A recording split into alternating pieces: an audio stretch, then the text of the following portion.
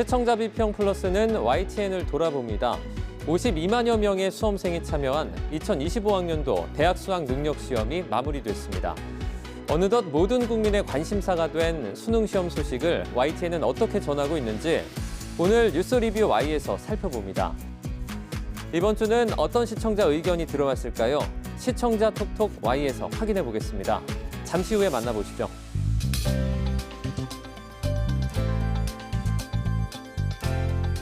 여러분 안녕하십니까? 정주영입니다. 앙상해진 가로수의 가지가 겨울을 알리고 있습니다. 가정마다 난방기구도 준비하고 계실 텐데요. 따뜻함과 동시에 화재 발생 위험도 있다는 사실 잊지 말아야겠습니다. 매년 전기열선 등으로 인한 난방기기 화재 사고가 꾸준히 증가하는 추세인데요. 겨울철 화재 발생률이 높아지는 만큼 화재 예방을 위한 각별한 주의가 필요하겠습니다. 적극적인 관심으로 화재 없는 따뜻한 겨울 보내시길 바랍니다. 그러면 이번 주 시청자 비평 플러스 뉴스 리뷰 Y로 시작합니다.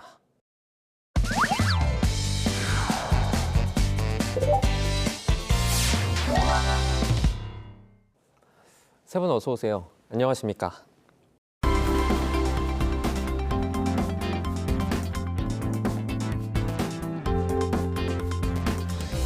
뉴스 리뷰 Y 시작해봅니다. 먼저 조수진 시청자 평가원이 가져오신 오늘의 주제부터 들어봅니다. 대학 수학능력시험 관련 보도는 전 국민이 주목하는 언론의 중요한 보도 영역 중 하나입니다. 수능이 시작된 1993년부터 벌써 32년째 지속되는 보도 영역인데요. 교육 문제를 감시하고 비판해야 할 언론이 수능 보도에 있어 관행적인 취재와 또 보도를 반복하고 있지는 않은지 살펴봐야 합니다. 오늘 뉴스 리뷰와의 시간은 YTN의 이번 수능 보도 살펴봅니다.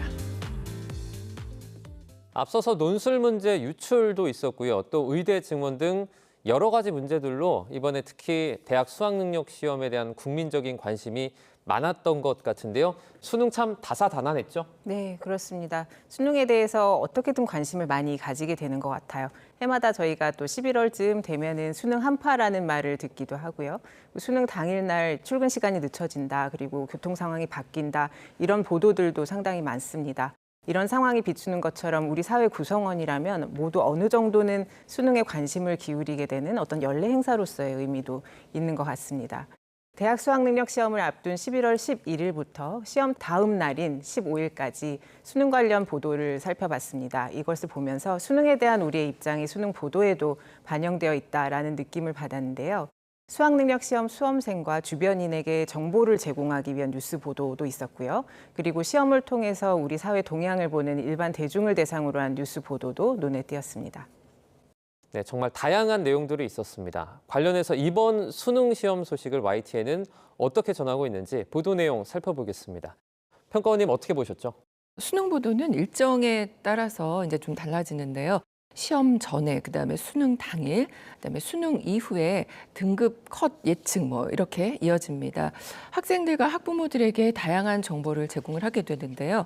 시험 전에는 꼭 수험생들이 피해야 할 그런 내용들을 정리하는 보도가 늘 이어지고 있습니다.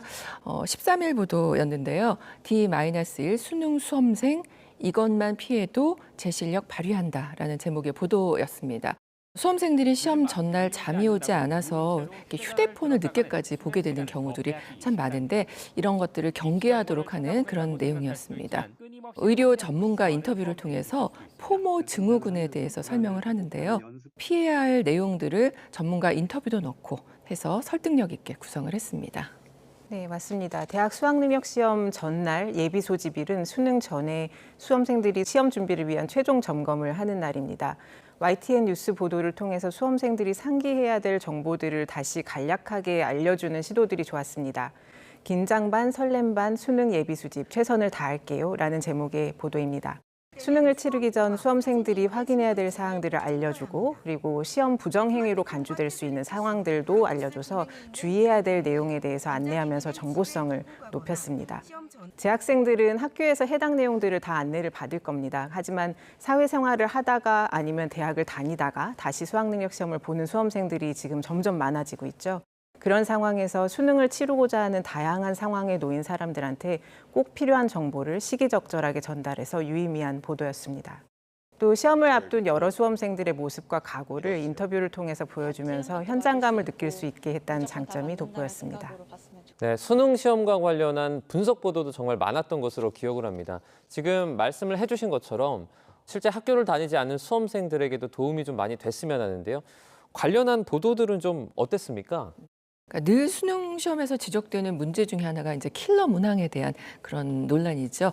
지난 6월 모의 평가 내용을 전하면서 킬러 문항은 배제됐지만 난이도가 어려웠다라는 상황을 전했습니다.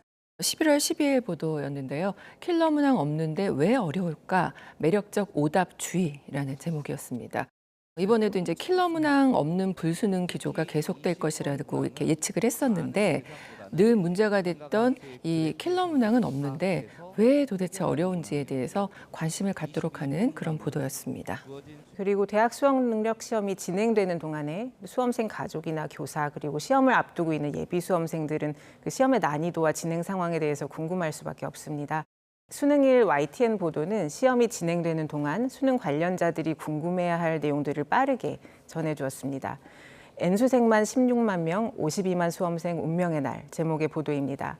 대학 수학능력시험 출제위원장의 발표 내용을 소개하면서 올해의 수학능력시험의 EBS 연계율 그리고 출제 방향, N수생의 수가 증가한 걸 고려한 난이도 설정 등에 대해서 출제자의 입장을 전달하였습니다.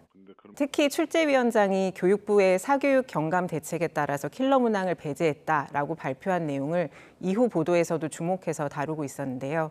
올해 수능에 킬러 문항이 배제되었다고 생각하는지에 대한 전문가의 의견을 묻는 뉴스 보도들이 있었으나 여기서 한 발 더 나아가서 킬러 문항을 배제한 것이 사교육 경감에 과연 효과가 있었는지 이것을 살펴보는 추적 보도도 필요하겠다라는 생각을 하게 하였습니다. 이 밖에도 전국 각 지역에서 수능을 준비 중이거나 또는 당일에 현장의 목소리를 전한 여러 가지 보도들이 있었습니다. 보도를 위해서 미리 대비를 좀 많이 한 것 같은데요. 어떻게 보셨습니까?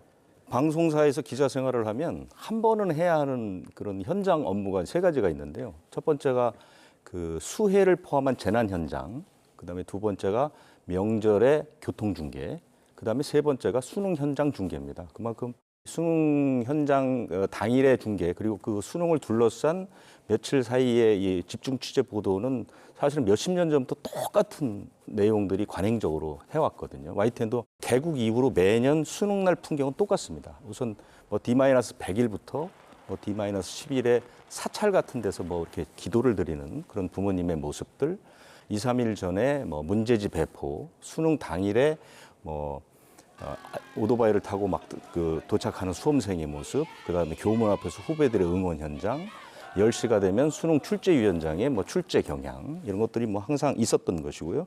부모님이 교문 앞에 옛날에는 뭐 엿 같은 것도 많이 붙였지만 지금도 그렇게 뭐 기도하는 모습.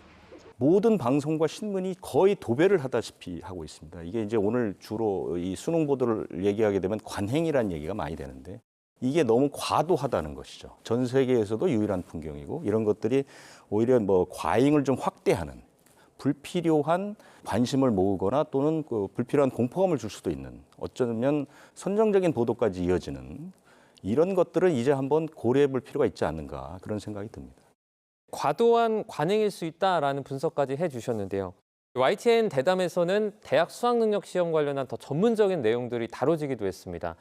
정보력이 있는 대담이 있었는지 한번 살펴보도록 하겠습니다.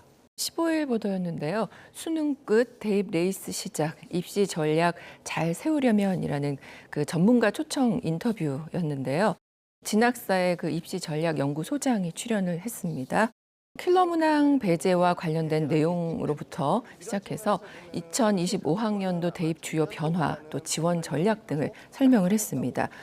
의대 정원 증원, 또 학교 폭력 조치 반영 등을 주요 변화로 설명하면서 또 모집 정원 축소된 학과나 또 무전공 지원 여부 전략 등을 설명을 했는데요.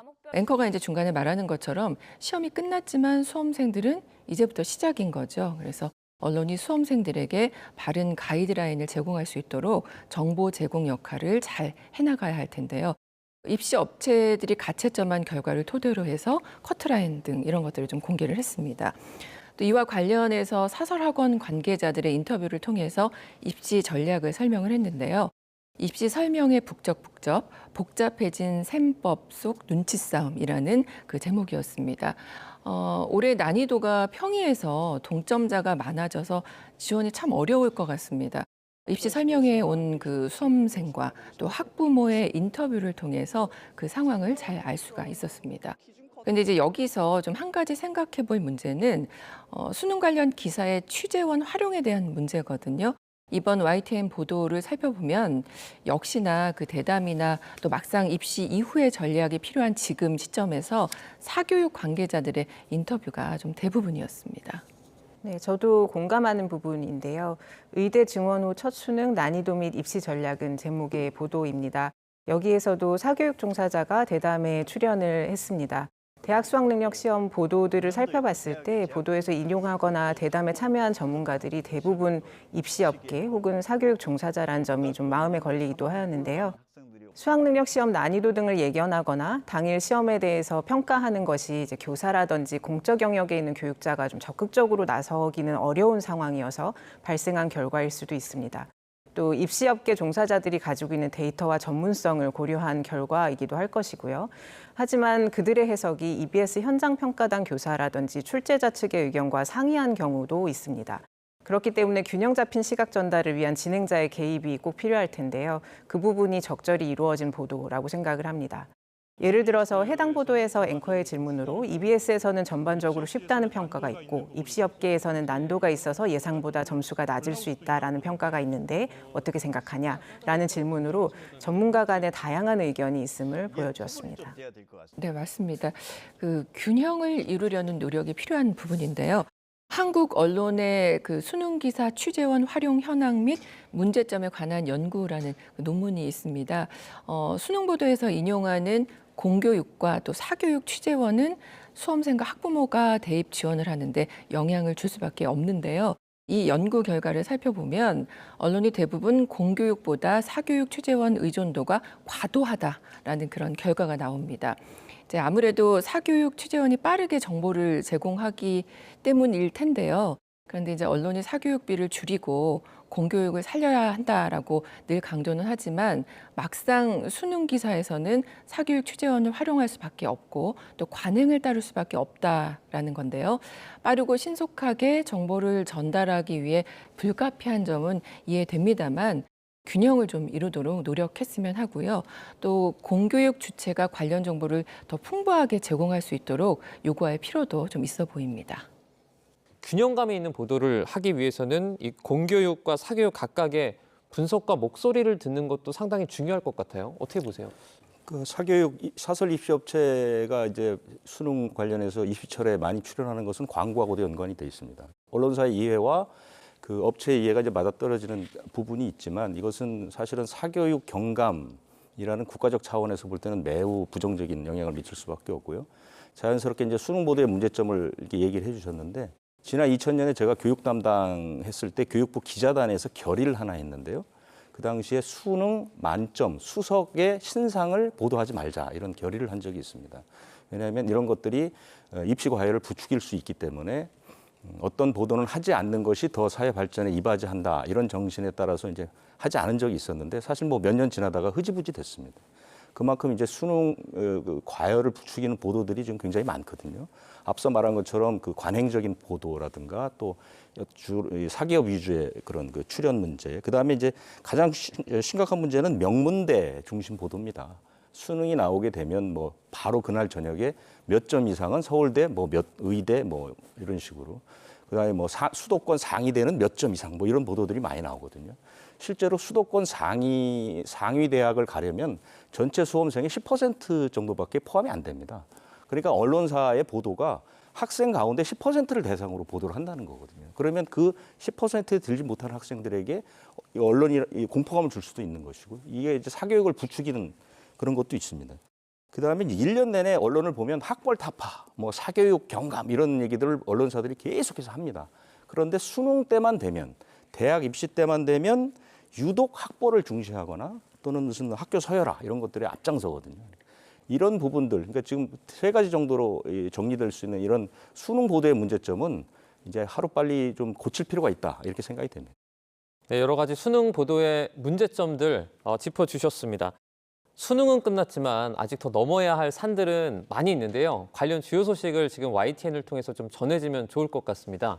보도는 어땠습니까? 네, 수능이 시작이 되면 이제 시험 난이도에 대한 예상 관련 보도들이 늘어납니다. 14일 보도였는데요. 국어 지난해보다 쉽게 출제, N수생 반영의 출제라는 제목입니다. 이제 국어 시험이 끝나고 바로 국어 영역 브리핑 내용을 전합니다. EBS 교사들의 국어 영역 난이도 분석 내용과 또 수능 출제위원장의 전반적인 수능 기조 설명을 전합니다. 또 오후 보도도 이어지는데요.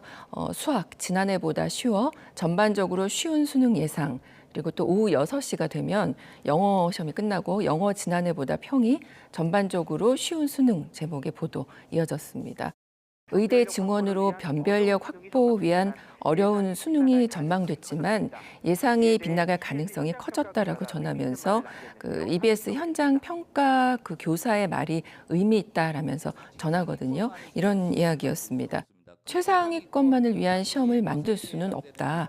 최상위권 1%에 해당하는 인원들에 대한 시험 문제를 냈다고 했을 때 나머지 99%는 그 문제를 보면서 사실 박탈감을 느낄 수도 있다라는 그런 내용이었거든요. 아까 이제 해설위원님이 얘기해 주신 그 내용인데요. 이어 분석대로 그 쉬운 수능 결과가 나온다면 크게 늘어난 의대 지원 그 최상위권 수험생들의 변별력을 어떻게 확보할 것이냐에 그 비판이 뒤따를 것으로 보인다는 그런 의견도 계속해서 전했습니다.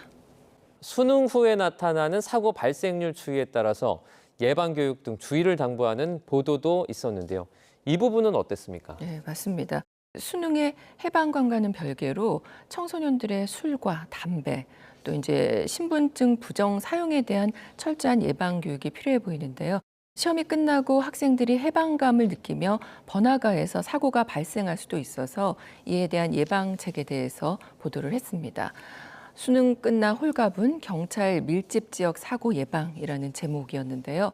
홍대, 또 강남역, 건대 입구 등에 인파가 모일 것으로 예상되는 곳에 경찰이 집중적으로 배치되었고 또 청소년 온라인 범죄에 대해서도 점검하겠다는 그런 방침을 밝혔습니다. 네, 그 보도뿐만 아니라 또 수능이 끝난 후에 미성년 수험생들이 신분증을 위조해서 음주하는 경우가 있어서 자영업자들이 이를 식별하고 관리하기 위해서 긴장하고 있다라는 내용을 소개한 보도도 있었는데요. 수험생 입장에서 큰 부담으로 느꼈던 시험이 끝났을 때 이제 일탈하거나 사고를 발생시키는 그 사례들이 있었을 거라고 생각합니다. 그래서 그에 대한 대책을 세우거나 정보를 전달하는 그 보도들이 잘못되었다고 지적하고자 하는 것은 아닙니다.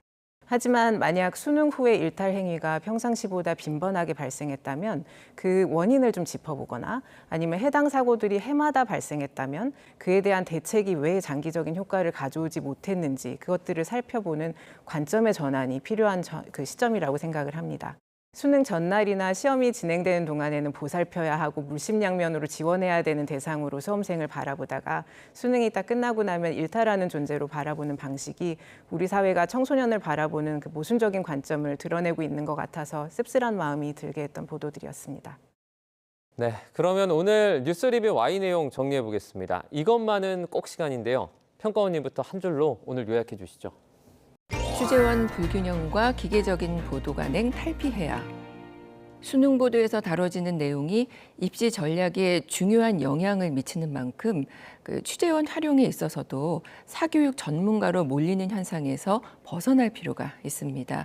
이를 위해서 공교육 전문가 개발과 또 교육 당국의 폭넓은 정보 공개도 필요합니다. 수능 보도도 언론의 교육 철학이 들어간 보도여야 하는데요. 그러기 위해서는 기자의 전문성 확보에도 힘써 주시기 바랍니다. 네, 이번에는 김아미 박사님의 한 줄 평도 들어보겠습니다. 수험생과 사회 구성원에게 생각의 거리를 주는 보도를.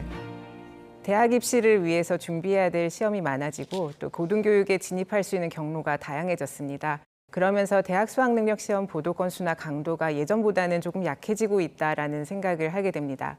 하지만 수능을 치르는 수험생이 재학생뿐만 아니라 다양한 사회 구성원으로 확장되고 있는 지금 시점에서 다양한 사회 계층에게 수능 관련된 정보를 충실하게 전달하고 정보 격차로 인한 교육 격차가 발생하지 않게 하는 것도 언론의 중요한 역할이라고 생각합니다. 올해 수능 보도를 통해 YTN에서 정보 격차를 줄일 수 있도록 수능 관련 여러 정보를 폭넓게 다루고 전달했다고 생각합니다. 다만 수능 보도를 통해서 드러났던 거시적인 사회 이슈의 실마리를 놓치지 않고 후속 보도로 이어주시기를, 그래서 내년 수능 보도에서는 더 많은 목소리와 더 다양한 논의를 들을 수 있게 되기를 바랍니다. 네, 오늘 수능 관련 보도를 살펴본 뉴스 리뷰 Y 순서는 여기서 마치도록 하겠습니다. 세 분 오늘 말씀 잘 들었습니다. 고맙습니다.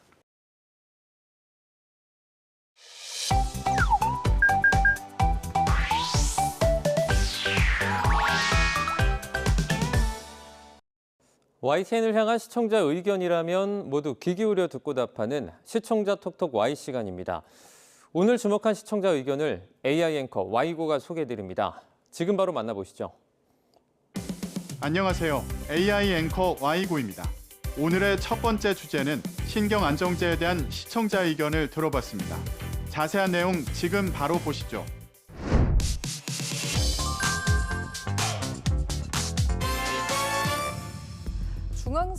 최근 잇따르는 교통사고에서 운전자가 신경안정제를 복용했다고 주장하며 약물 운전 단속에 대한 목소리가 커지고 있음을 전한 보도가 있었습니다.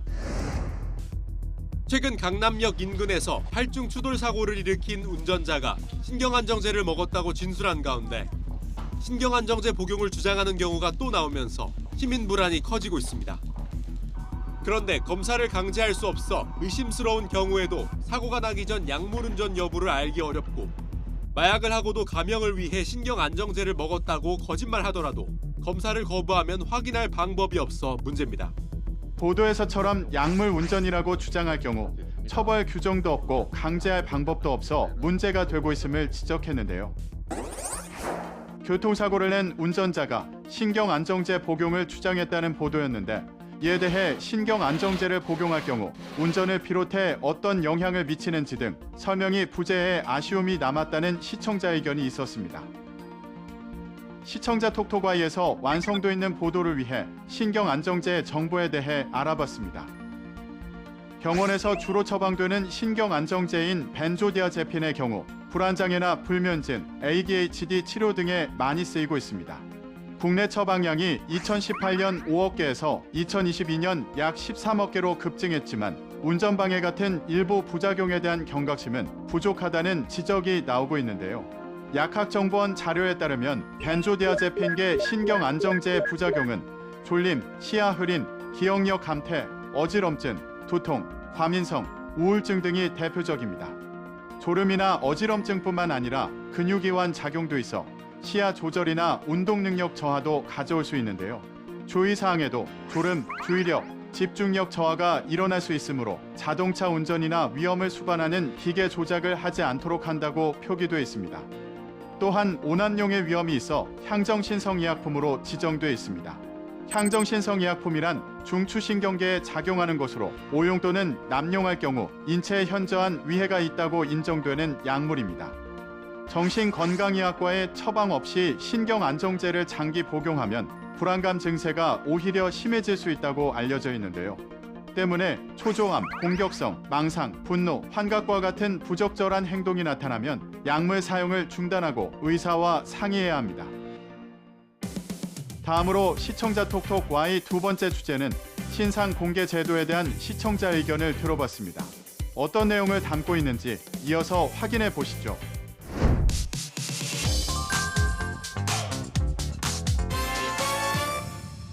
군무원 살해 시신훼손 사건 피의자인 현역 군 장교에 대해 신상 정보 공개 결정이 내려졌습니다.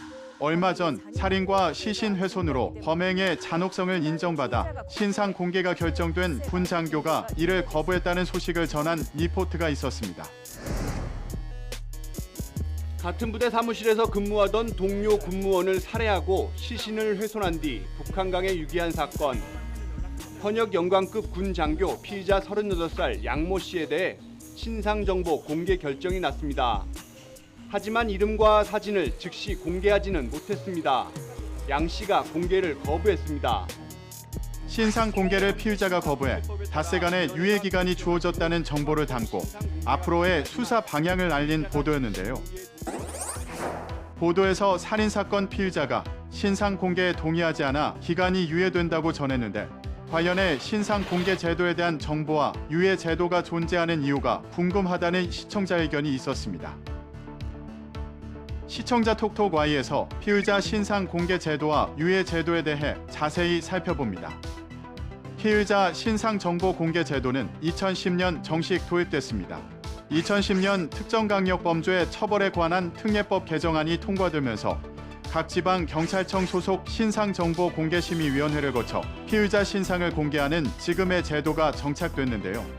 지난해 10월에는 신상 공개 대상 범죄를 기존 특정강력범죄법과 성폭력처벌법에서 중상해나 사망을 초래한 방화나 특수상해 및 중상해, 조직, 마약범죄 등까지 확대하는 특정중대범죄 피의자 등 신상정보 공개에 관한 법률이 제정됐습니다. 신상 공개 대상도 기존 피의자에서 형사 재판 단계의 피고인으로 넓혔는데요. 피의자가 거부해도 머그샷, 즉 범인 식별용 얼굴 사진을 강제 촬영할 수 있도록 해 이른바 머그샷법으로도 불립니다. 또한 올해 1월 시행된 해당 법에는 피의자 인권 보호를 위해 신상정보 공개 전 5일의 유예기간 설정 규정도 신설됐습니다. 이번 군무원 살인 사건의 피의자가 즉시 공개 이의를 신청할 수 있었던 법적 근거인데요. 군무원 살인 사건 피의자는 법원에 신상 공개 집행정지 가처분 신청을 내고 정식으로 행정소송을 제기했지만 법원이 받아들이지 않았고 최소 법적 유예기간인 닷새 뒤 신상 정보가 공개되기도 했습니다. 마지막으로 오늘 시청자 톡톡 Y 세 번째 주제는 DMS 시스템에 대한 시청자 의견을 들어봤습니다. 이어지는 내용도 지금 바로 만나보시죠.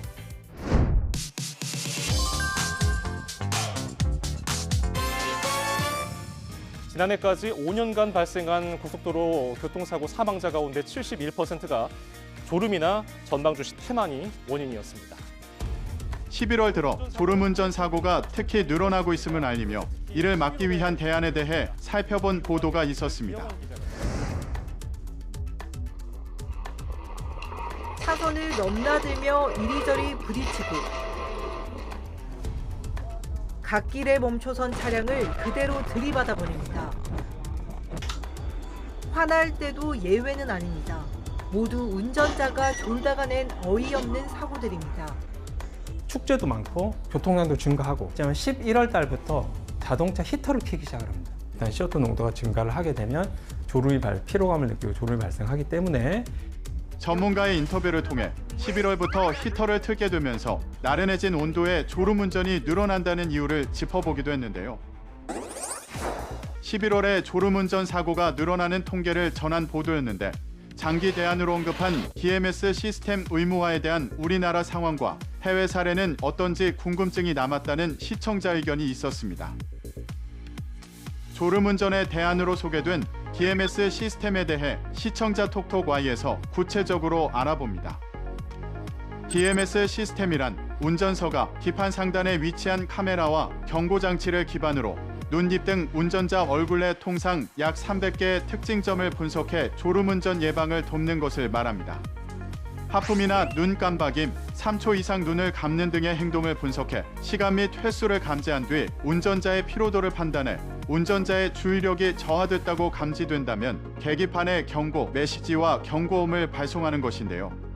유럽은 졸음운전 사고 감소를 위해 EU GSR을 개정, 2022년 7월 이후 출시되는 승합, 화물차의 DMS 설치를 의무화했고 올 7월부터는 대상 차종을 모든 신차로 확대했습니다.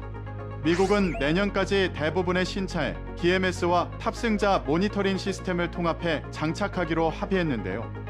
국내의 경우 DMS 시스템은 고급 차량에 한해 옵션 사양으로 보급 중이며 현재 제도적으로 장착이 의무는 아닙니다. YTN 방송의 부족한 부분을 채우는 시청자 톡톡 Y 시간. 다음 주도 다양한 시청자 의견과 함께 돌아오겠습니다.